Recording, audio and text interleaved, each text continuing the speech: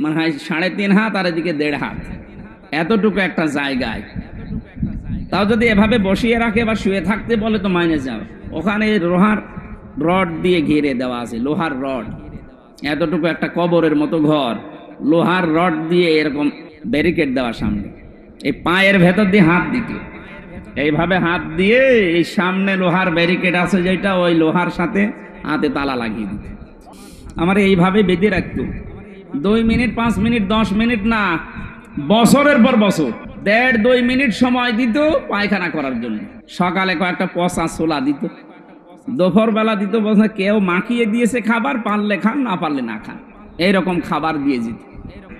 বলেন বাস্তবতা কোথায় নিয়ে ওরা ঠেকিয়েছে? আজ ওরা মানবতার কথা বলে, সবচাইতে বড় মানবতার শত্রু ওরা। ওদেরকে ডক্টর ইউনূস এমনি নিষিদ্ধ করছে ওদের কর্মকাণ্ডের জন্য।